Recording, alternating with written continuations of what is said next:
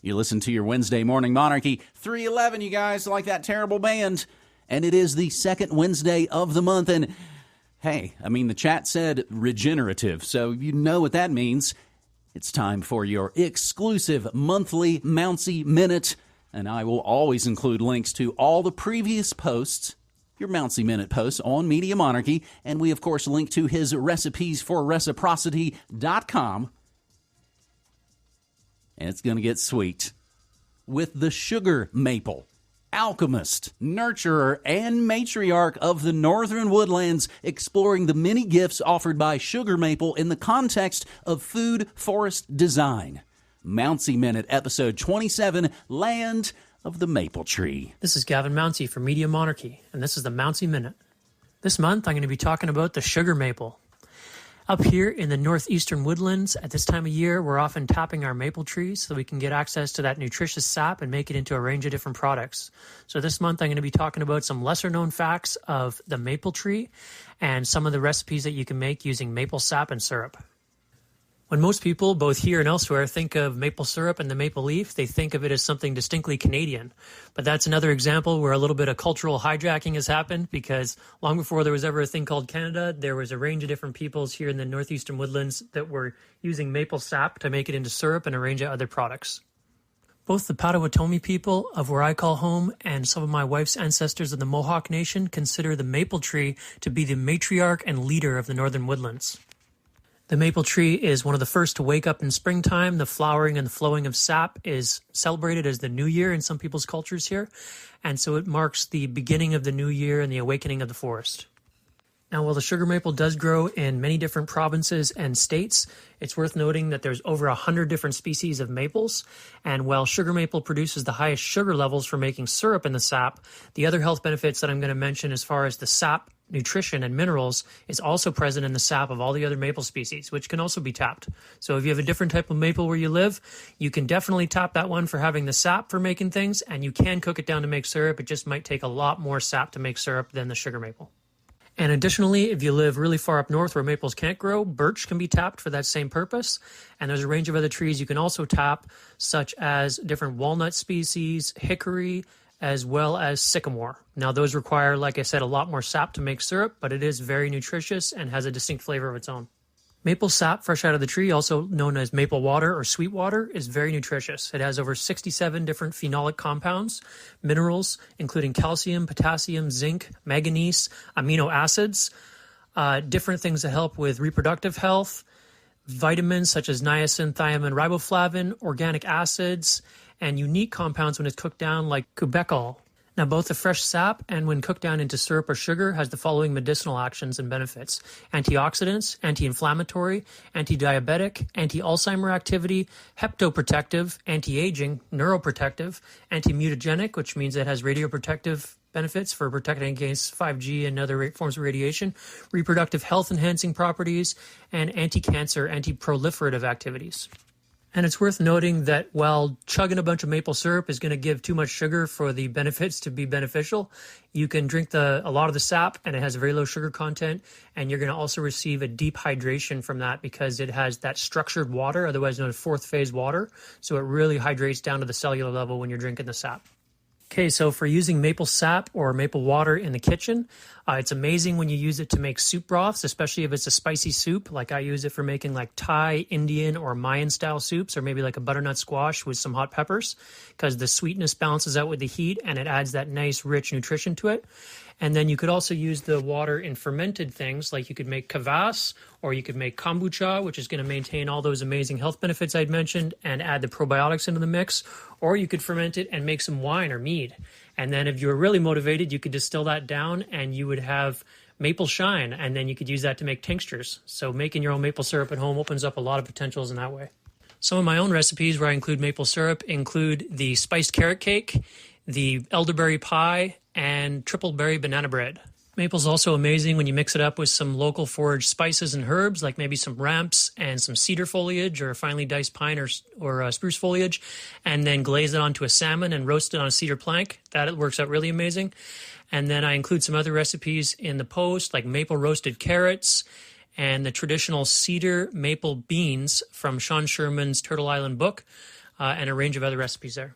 And including maple trees in a food forest design is pretty awesome because you get not only the nutritious sap, the syrup, and the sugar, which you can do so much with, like making into alcohol for tinctures or mead for preserving herbs and other berries, but you can also use the wood from wind-fallen logs or from cutting down and thinning out some of the trees to grow your own homemade mushrooms. So it's really helpful in the food forest and in the garden. So you guys have a great rest of springtime, and I hope this will inspire you to start creating with some maple sugar or syrup and maybe tap some trees if you're able to.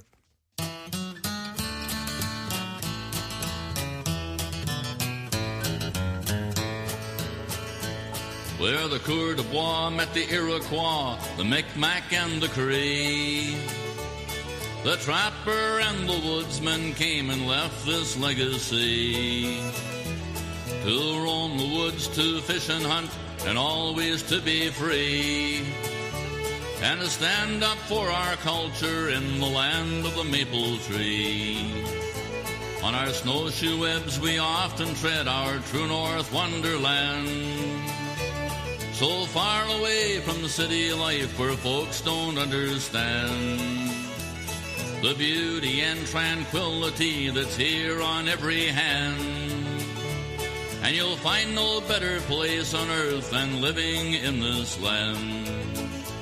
By a swift canoe we paddle through those rivers, lakes, and streams, then sit beside our campfires and stare at the bright moonbeams. Our way of life is not as tough or as harsh as it may seem. This is the life that most men live, but only in their dreams.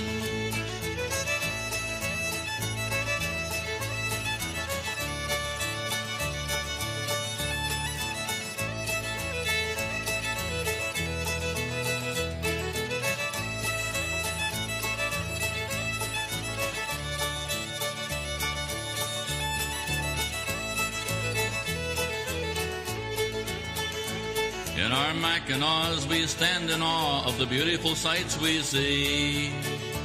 Those woods and lakes and rivers from Newfoundland to BC, where the beaver and the otter swim and the moose and the deer roam free. This is the land of Manitou and it's always calling me.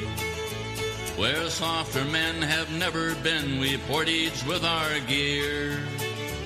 Where the distant call of a waterfall is a welcome sound to hear.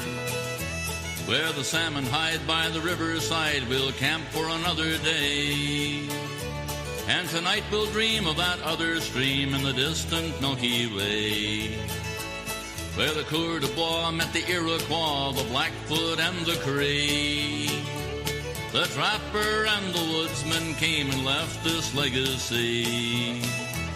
To roam the woods, to trap and hunt, and always to be free, and to stand up for our culture in the land of the maple tree, and to stand up for our culture in the land of the maple tree.